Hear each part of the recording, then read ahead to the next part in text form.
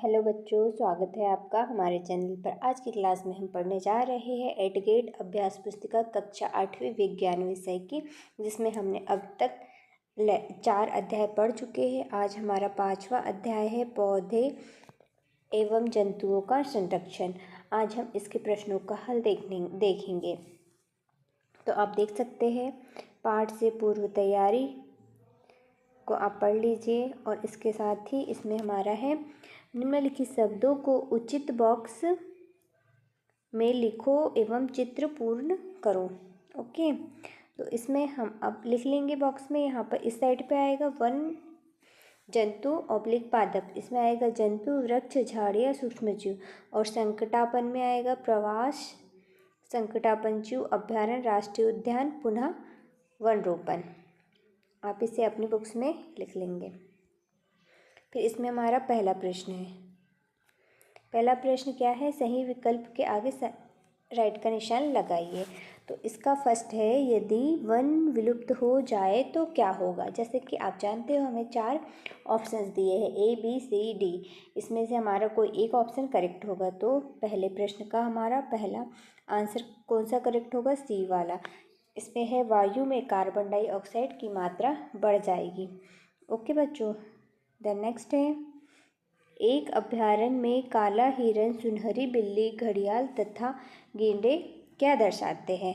तो इसका हमारा करेक्ट आंसर होगा संकटापन स्पीसीज। नेक्स्ट है, वनोन्मूलन का प्राकृतिक कारण है। तो इसका प्राकृतिक कारण क्या होगा? दावानल, भीषण सूखा, भूस्खलन। तो इसका हमारा आंसर होगा A और B, मीन्स दावानल और भीषण सूखा। नेक्स्ट फोर्थ क्वेश्चन है, कॉलम फर्स्ट का कॉलम सेकंड से मिलान कर सही युग्म चुनकर लिखिए। तो इसमें हमें 4 दिए हुए हैं और उसी के हमें मिलान करना है। तो इसमें हमारा विशालकाय गिलहरी का क्या होगा? स्थानीय प्रजातीय।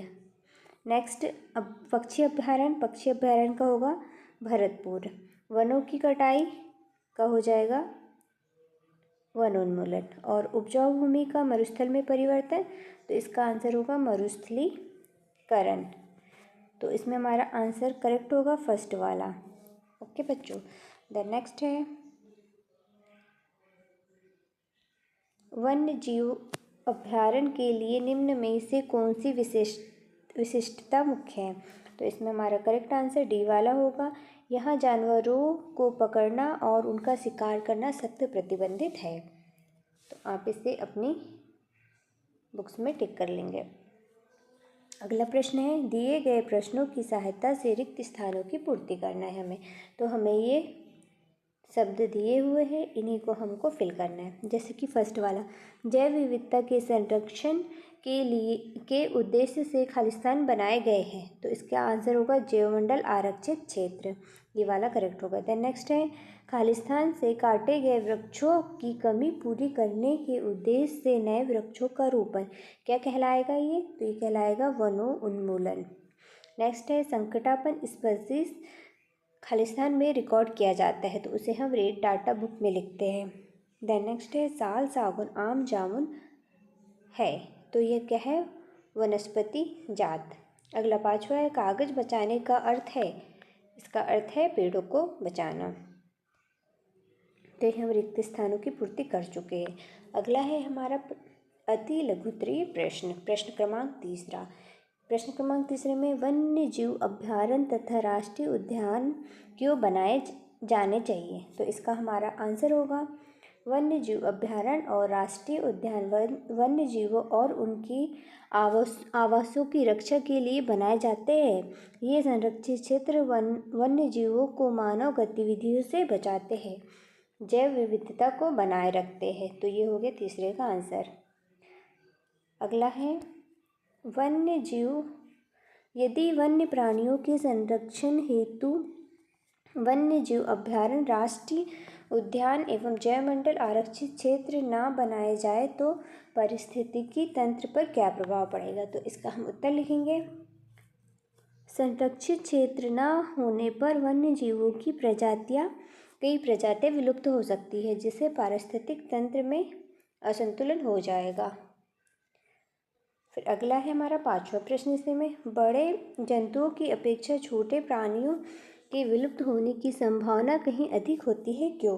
तो हम इसका आंसर देंगे छोटे प्राणी अधिक संवेदनशील होते हैं और पर्यावरणीय बदलावों को सहन करने में असमर्थ होते हैं। उनका भोजन और आवास भी सीमित होता है। ये हो गया हमारा 5वें प्रश्न का उत्तर। फिर अगला है हमारा प्रश्न 6वां।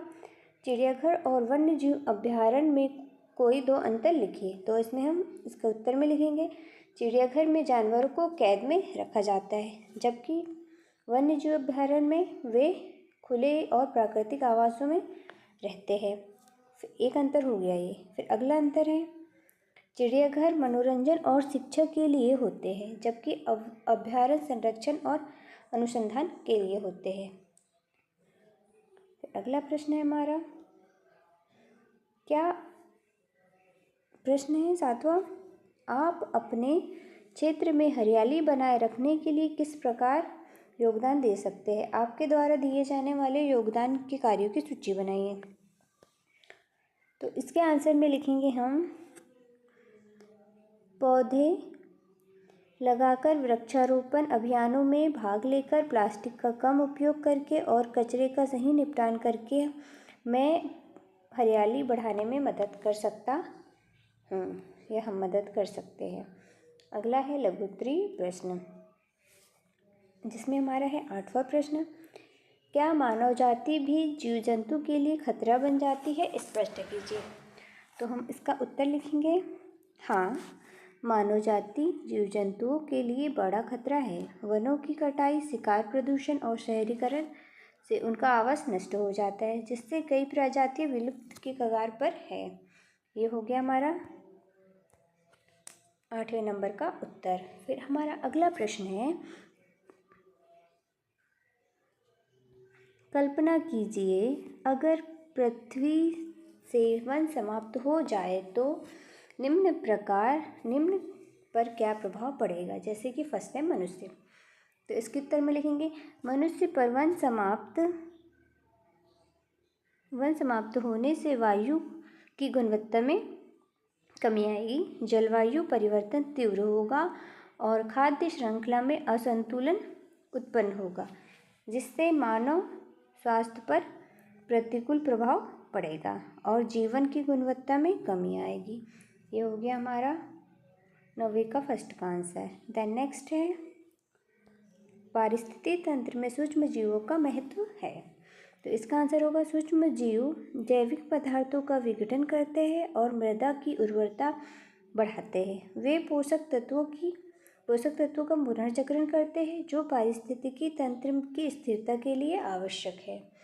ओके बच्चों, आप इसे लिख लेंगे। अगला है 14 नंबर का प्रश्न। पहला, वन्य अभ्यारण्य, राष्ट्रीय उद्यान और जैव आरक्षित क्षेत्र की विशेषता लिखिए। तो विशेषता में आएगा उत्तर में फर्स्ट वन्य अभ्यारण्य, वन्य जीवों का संरक्षण, सीमित मानव गतिविधियाँ। राष्ट्रीय उद्यान, सख्त संरक्षण, मानव गतिविधि प्रतिबंधित होती है इसमें। जैव आरक्षित क्षेत्र, जैव विविधता का संरक्षण। 3 जोन होते हैं इसमें, कोर जोन, बफर जोन और ट्रांजिशन जोन। फिर अगला प्रश्न है हमारा इसी का, हम अपने जिले में या प्रदेश में एवं देश में जो राष्ट्रीय उद्यान, जंतु अभ्यारण्य और जैव आरक्षित क्षेत्र है, उनको हमें निम्न तालिका में लिखना है। तो आपको ये तालिका दी हुई है, आप देख सकते हो। फर्स्ट में है आरक्षित क्षेत्र, राष्ट्रीय उद्यान, जंतु अभ्यारण्य, जैवमंडल, आरक्षित क्षेत्र आपके ज़िले में। तो हमारे ज़िले में कोई होगा आपके ज़िले में तो आप यहाँ लिख सकते हो। प्रदेश में राष्ट्रीय उद्यान है कान्हा, जैव अभ्यारण्य पन्ना एवं नौरदेही और जैवमंडल आरक्षित क्षेत्र रातापानी व पचमढ़ी। ओके बच्चों, देन है देश में जिम कॉर्बेट, रणथंभौर और अभ्यारण्य में काजीरंगा और भरतपुर और जैव आरक्षित क्षेत्र में सुंदरवन और नीलगिरी। ये हो गया हमारा चौथे प्रश्न का दूसरे का आंसर। फिर अगला है 15 नंबर का प्रश्न। एक विद्यालय में प्रतिवर्ष 4 टन कागज की खपत होती है। यदि फर्स्ट यह विद्यालय अपने कागजों की प्रतिपूर्ति करना चाहते हैं तो इन्हें प्रतिवर्ष कितने पौधे लगाना होगा। 1 टन के लिए 17 वृक्ष को काटा जाता है, तो हमें 4 टन की बात की गई है। तो यदि 1 टन कागज के लिए 17 वृक्ष काटे जाते हैं तथा 4 टन कागज के लिए 68 वृक्ष काटने होंगे, तो विद्यालय में प्रतिवर्ष 68 पौधे लगाने होंगे।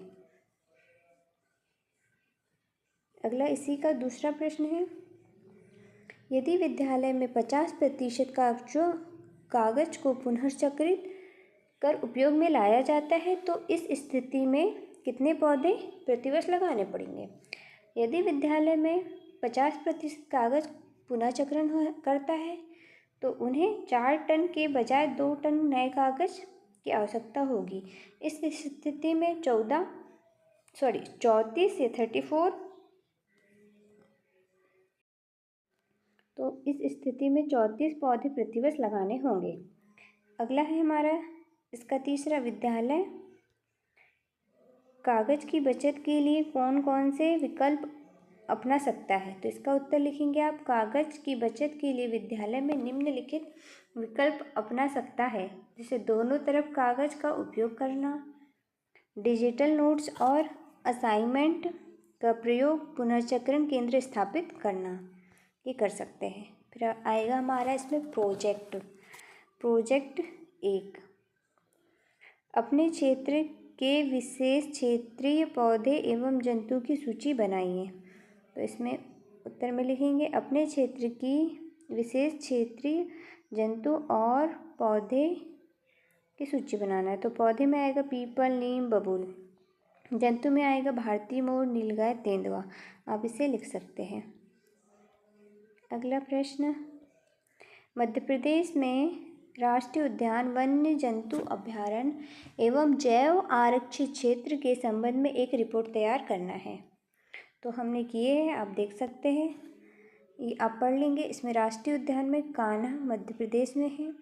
इसमें किसका संरक्षण होता है, बाघ और बारहसिंगा का।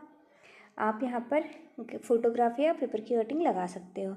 रिपोर्ट में बारहसिंगा और बाघ का संरक्षण। फिर अगला है वन्यजीव अभयारण्य में नौरादेही जो मध्य प्रदेश में है, इसमें कितनी विभिन्न प्रजातियां हैं, यहाँ पर आप पिक्चर ऐड कर लेंगे। और इसमें वन्य जीवों की सुरक्षा और उनका संरक्षण होता है।